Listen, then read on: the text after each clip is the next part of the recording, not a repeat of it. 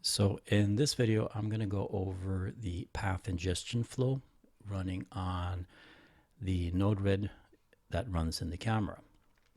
So it's intended for getting object paths into a Mongo database so other applications can query that database. And the most common use cases are flow heat mapping, dwell heat mapping, counting, and forensic search. So this is the dashboard view of the flow, and if I can refresh the image, and what you see here now is this is not a user interface. This is more of a configuration and validation interface. So I do have the settings here, and I'm having this is my front camera, and that's why I just give it a nice name. So if I have multiple cameras, I can easily identify which path this camera was coming from. I will set up the classes that I'm interested in, the object types. I can mark them all, or I can remove all of them. In this case, I am interested in human, car, truck, bus, motorcycle, and vehicle, not face, license plate, or unidentified objects.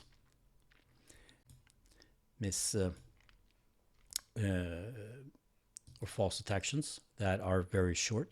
I can set up a minimum age of how long the object must be in the scene. And 2 seconds is fairly good. And then also the minimum distance. The distance is percent of view. So if an object moves from this edge to this edge, it's 100%. So 40% or 30%, it's sufficient. And also the confidence level. In this case, 40 is a good one. Also, in this case, you can ask, what objects am I interested in?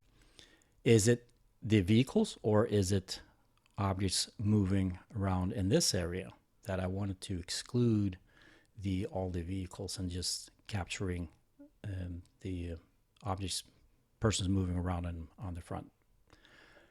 So I can select this with an area that the object must pass during its movement inside the scene. And we can do this. But in this scene, I am interested in both vehicles and all the movement right here. I might as well just do 100%, but I know there are the trees here and there are vehicles up there that is hidden behind those trees. So this is sufficient for this. And now I can just save it. So I've been running this for a while, so we can show the last 24 hours. This one goes to the database and queries all the object paths for this camera and displays them in here. So this is a good way of seeing if I do need some additional filtering. You see lines coming up here, and that's because initially I had the wrong rotation on the path node set to 270 degrees. So those should actually be horizontal like that. And now I can look at everything here the last 24 hours. And I can adjust this strength. And you see red dots, that's where the object disappeared, and green dots, that's where they appeared. So by adjusting this, you can start seeing the flow of objects in this scene.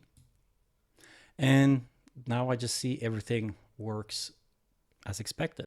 And later videos, I'll show you how to centralize and writing in Node-RED application that takes in all the data from all the cameras as a forensic tool, but that's a later video. But let's see, looking into the installation. To install the path ingestion, it's assumed that you have your Node-RED installer installed on the camera. If not, check out the previous video on how to install that. And we open this one up.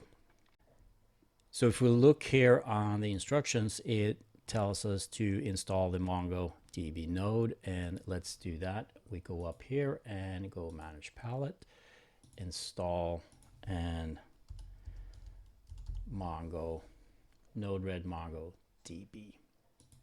And we install this one. It'll take some time. There we go. So we can close that one. And now we can go up here and go copy or click this. And with Control A, I just select everything. Control C, I go back to Node-RED and import and just paste that into the import. And there we have it. For the only thing that we need to do in the flow, I will have a separate video where I go through the flows, and for those who want to understand what is going on in the flow, and also if you want to adjust this to whatever you want or use this as a base for another application. But in this case, we're just going to get the data adjustment flow up and running. The only thing that you have to do here is you see a red square triangle. That means that this setting needs to be set. So this is the MongoDB node, and I have to connect to a new MongoDB. I click the pen there,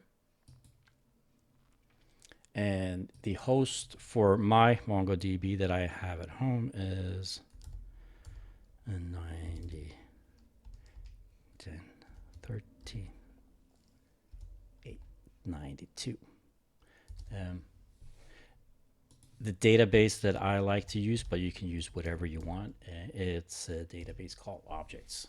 That's where I'll be storing paths or any kind of objects.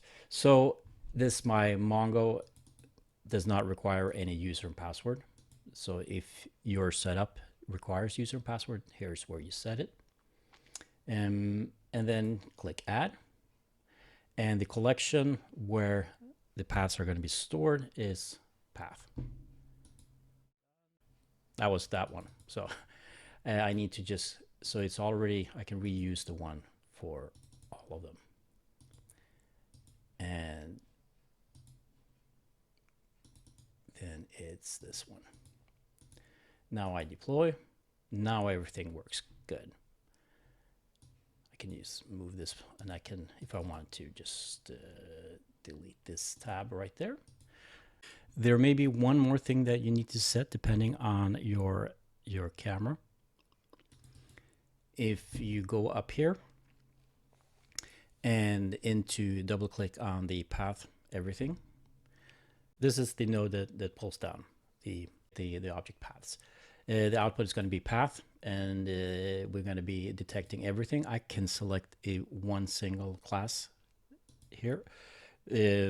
Minimum confidence level at the brown. We can go down there on 20. Rotation is important depending on how your camera is rotated. If it's upside down, you need to set 180 degrees, or else the paths will be upside down. Or if it's on a portrait rotation. In this case, my camera is on 0, and the center of gravity is the point. And you want this for cameras with perspective, you want them to be in the middle bottom. That's by the feet or by the wheel. If you have a fisheye looking down, you would put the center of gravity in the middle.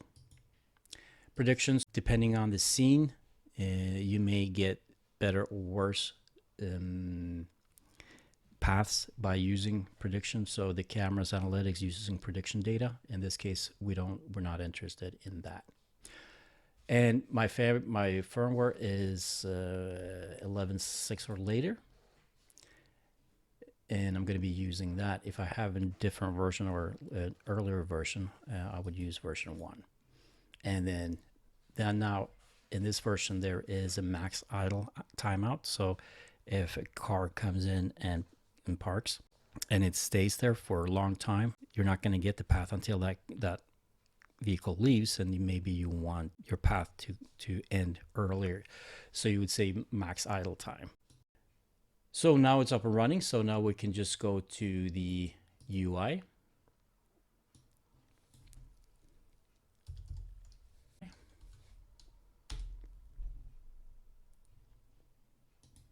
And there it is.